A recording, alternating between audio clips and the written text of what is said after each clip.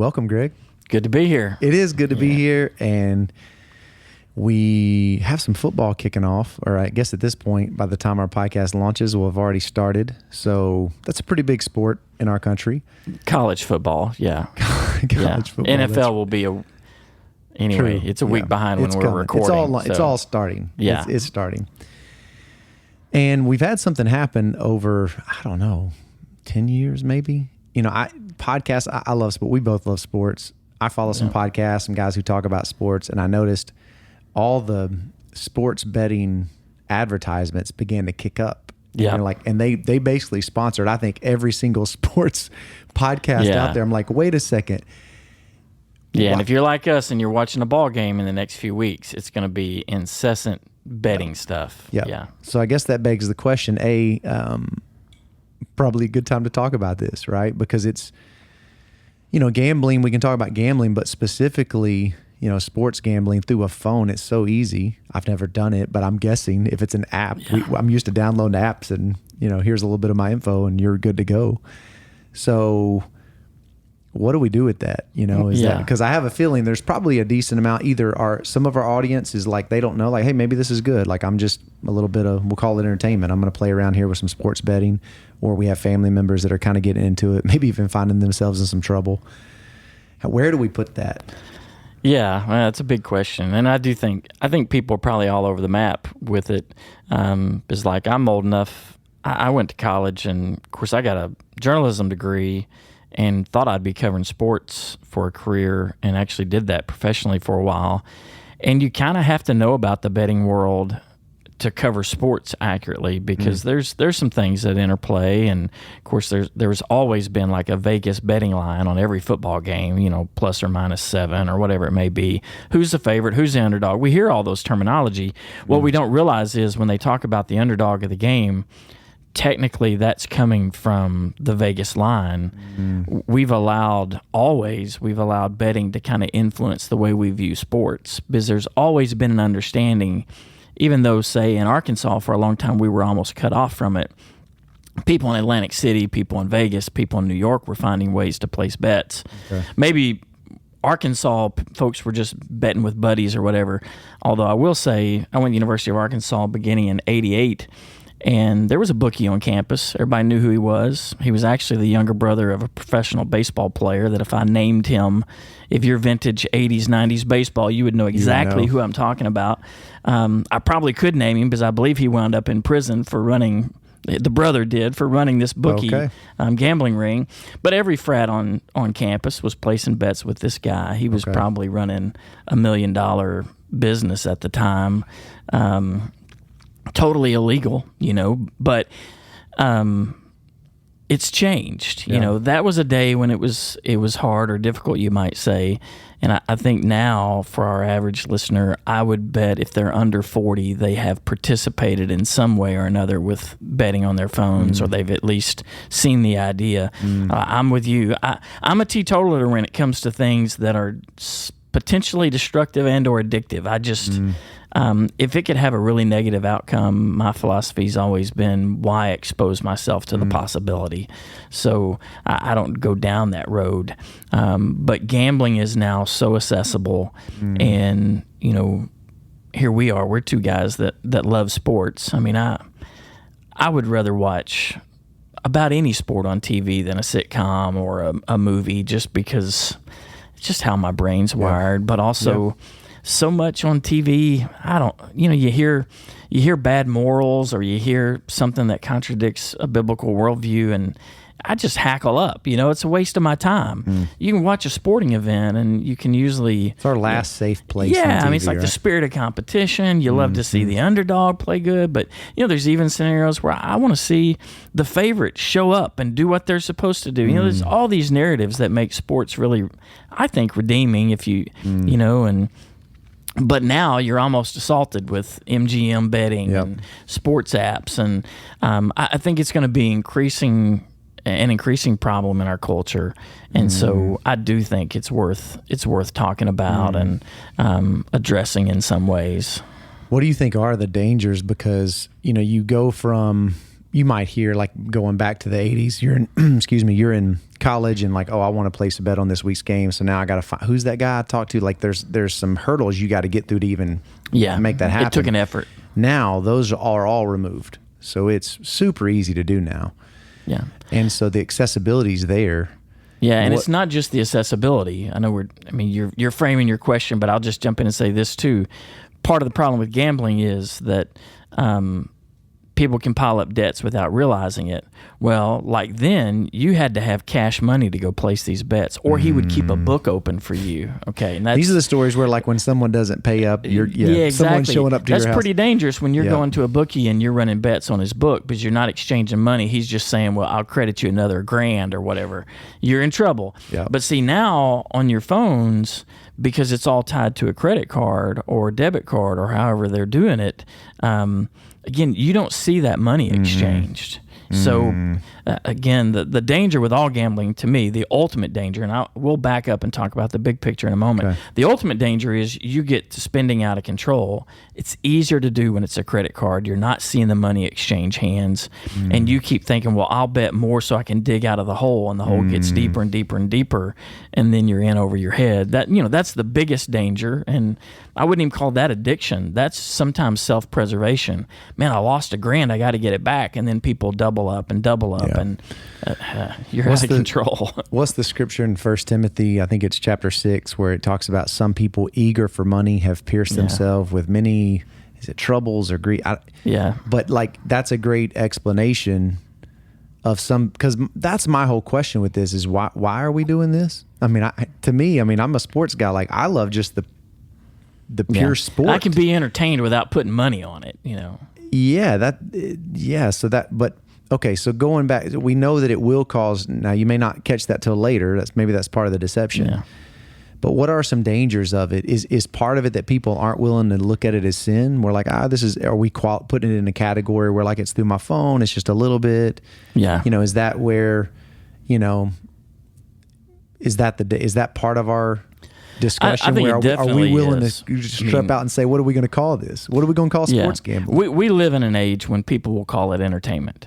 Okay. And I think we can say that with certainty because we're living in a community that's been, confronted with this casino issue, and it's been called an economic, development program, which is an absolute lie. Yeah. And that's where, people are unwilling to address the reality that the gambling industry makes a preponderance of its income off of a small percentage of the people who play these games. They get sucked in, they lose control, they empty their wallets, and they're addictive gamblers. That's why on every advertisement that'll run, isn't it fascinating? Every advertisement that's going to run over the next, 200 days of football, they're going to have a little thing down at the bottom. If you have a problem with gambling, if you need help, call this number. Real industry, real entertainment doesn't have to run that. When I go to MLB's website to buy tickets to a ball game, they don't have a little disclaimer saying, if you've bought 3,048 tickets and you have no money in your bank account, call this number. No, this is not entertainment.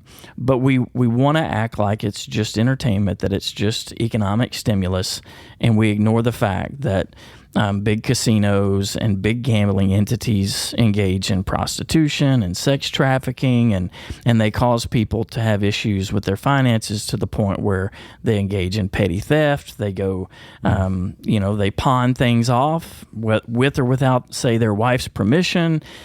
All kinds of craziness happens, and yet we want to label it just as entertainment. To me, that's the biggest problem. First of all, we should be able to have an intellectually honest conversation where we admit it's not just entertainment like other forms of entertainment. Again, I don't have the right to tell someone they can't gamble. What you do with your money, in a sense, is your business.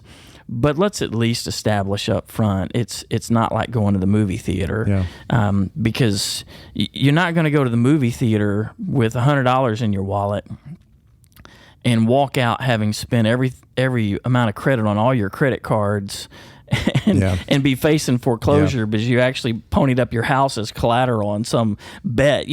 It can't happen. And so, one, let's just lose the lunacy of not being able to admit that the industry is different. But then I think, to me, the natural step is to back all the way back up, kind of like we did with the transgender issue.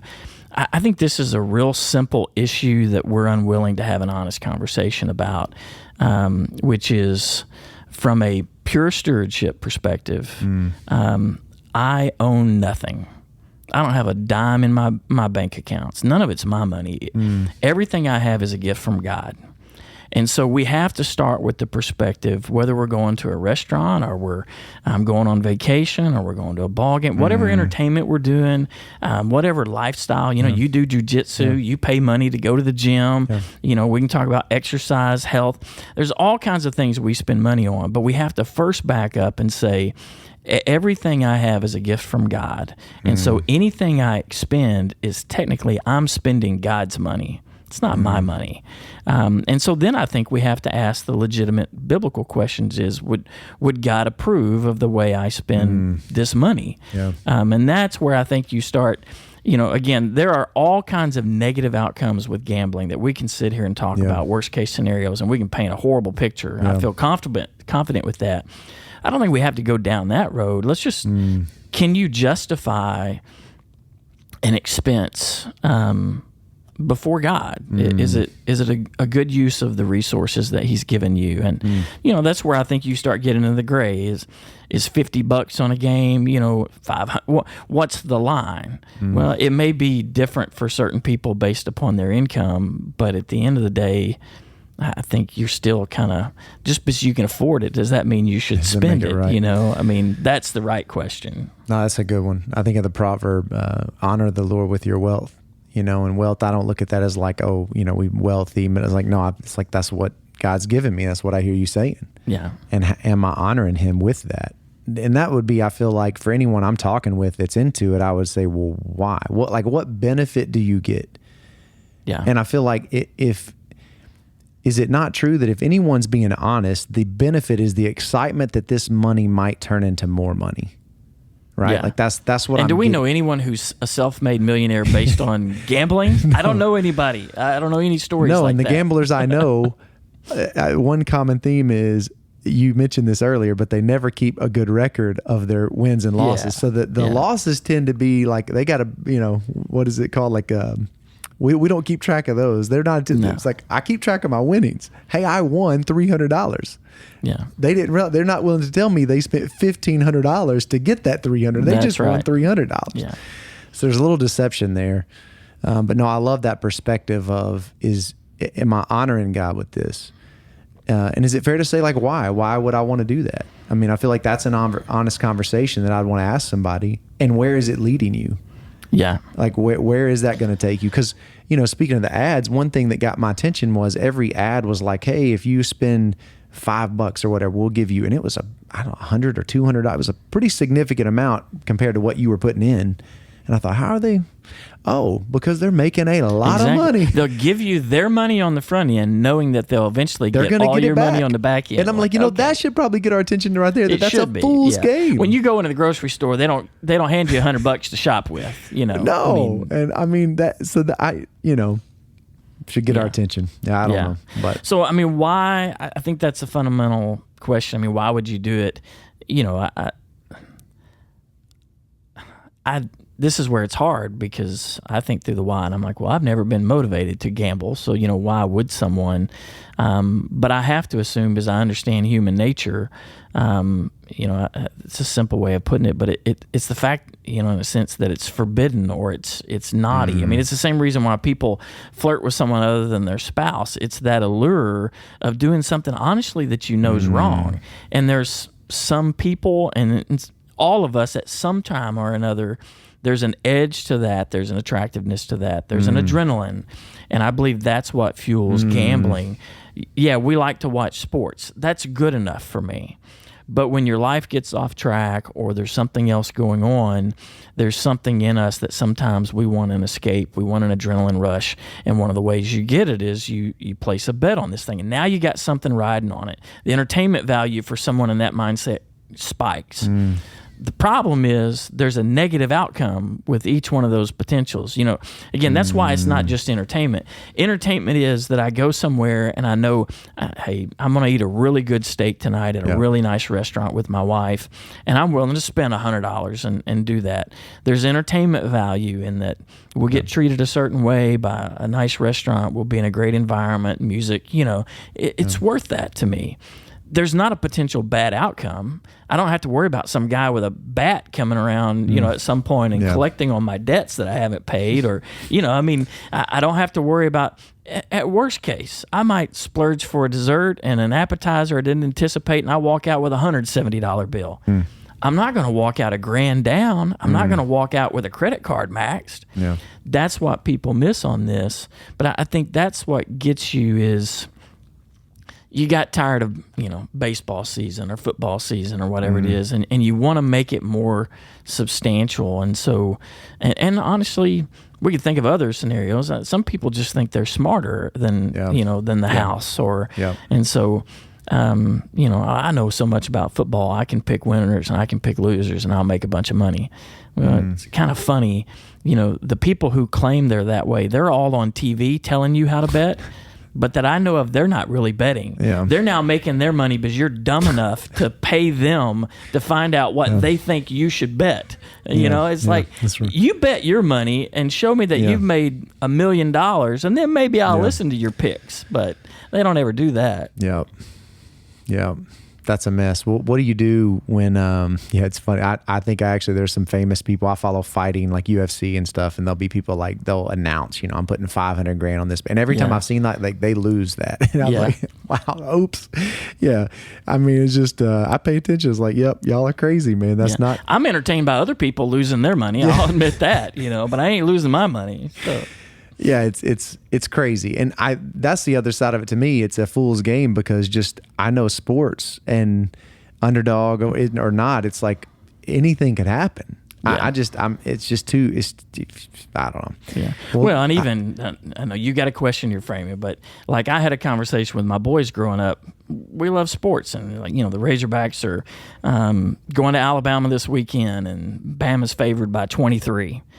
Well, what's that minus 23? You know, why is that there? What's that all mean? And, you know, we can do a deep dive into odds and statistics, but the house does always win. And the reason why gambling is such a proven entity and why it makes so much money is they've learned how to move that line during the week to guarantee that no matter what happens in that outcome, the gambling house is going to make a bunch of money. And they're trying to move that line to get a certain number of bets on both teams so that no matter what happens, they cash out fine. And that's what the line, it is a predictive measure of what the average gambler thinks is going to happen in that game. And there's value there, you know, for someone wanting to watch a game. Who's the underdog? You know, a bunch of people betting good money probably will tell you who they think's going to win. A bunch of people probably bet on Florida State to win against Georgia Tech. And they lost a bunch of money. That's right. You know, you watch that pregame show, and out of all the prognosticators, only one dude, and he was an Irish guy who didn't know anything about football. He just showed up to be on TV. That was great. You know, I mean, but it proves the experts don't necessarily know anything, but the gambling houses do, and they move those lines to guarantee they win. That's why it's there. What do we do with, because it feels like it's two things. A, you have the person out there that's like, it's no big deal. And they're deceiving themselves because you're going to lose money. Like, it's just going to happen. So you've got that. But then the people who out there who maybe they are struggling, like they are a church member who's, they saw the ad and they're like, oh man, I can get, you know, X amount of dollars for my little, okay, sure. Yeah. And now they've gotten caught. Because there's two things that happen. They either lose and try to get, or they win. Yeah, so then they get sucked in. Then you get pretty prideful, like, hey, I'm pretty smart. I'm going to bet, you know, and then the downfall. And here comes the trouble that First Timothy talks about. How do we encourage those that find themselves in that spot? Yeah. Well, I mean, I think I think the best advice is don't get in that spot. Okay. You know, if you're out there right now, there's a 1-800 number going to be on TV tonight when you watch a sporting event that you need to call because they're going to provide you with professional counseling to try to help. You know, we have financial resources at church where our advisors, at least, you know, we will try to help someone dig out of a hole. But honestly, that's the problem with gambling. Once you get in that hole, there's not a good way out. The reality is the good way out is the same way to avoid getting in, which is be a good steward of your money. You know, save, have a budget, and invest wisely. You know, that's the way out is, you know, try to get ahead a little bit and then put the money in a CD and do some things. You know, of course, the gambler wants to go straight to the stock market. And, hey, I'm fine with investments in stock markets, but your savings don't need to be in an investment portfolio because that thing goes up and down. And if you need an emergency fund, if you wait until, you know, depending on what happens with this election, your portfolio is probably either going to be worth 20% or minus 20% the day after the election. So you better be prepared for that. You know, anyway, if you're not going to cash out in a bunch of years, that's really not gambling. But if you're playing a market over 24 hours, the reality is that becomes a form of gambling to a lot of people. So my advice would be, simple as I could put it, you know, again, know that gambling in the big picture, it's a wicked entity. They don't care what they do to people.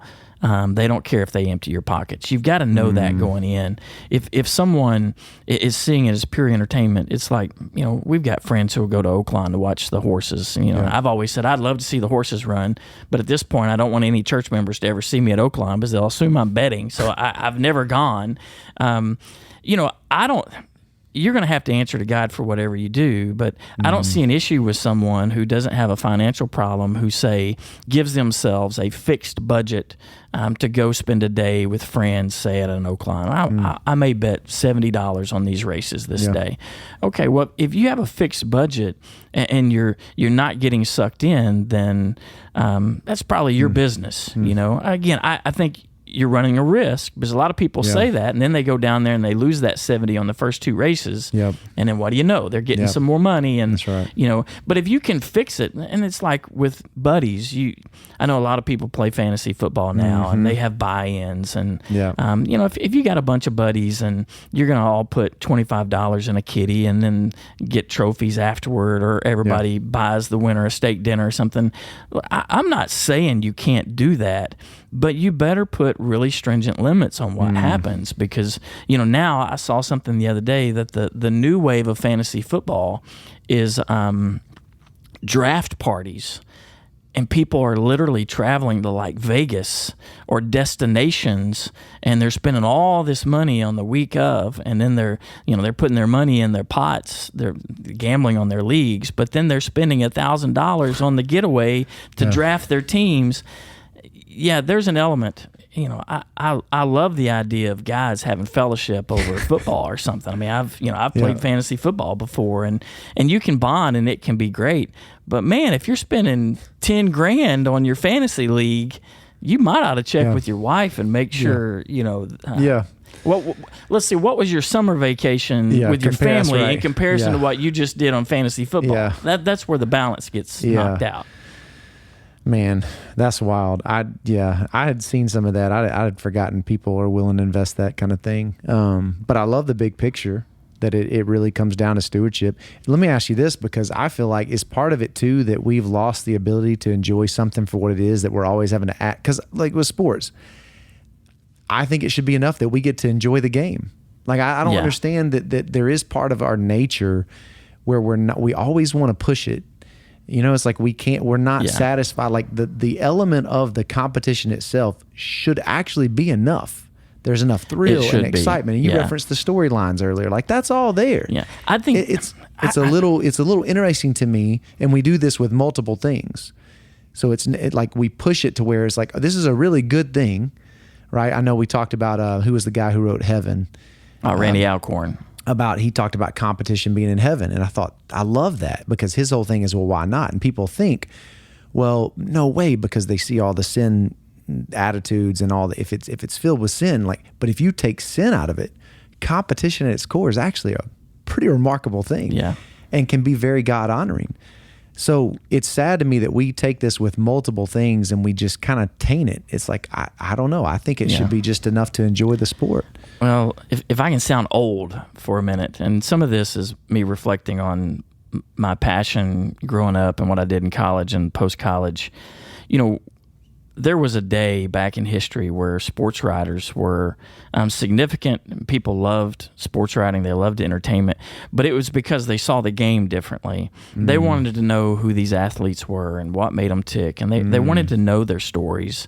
And now I think because of social media and so much of what we use on our phones and, even the way movies are cut, you can't show a conversation and linger on it. You've got to move. There's got to be a change in music, change in tone, change in lighting.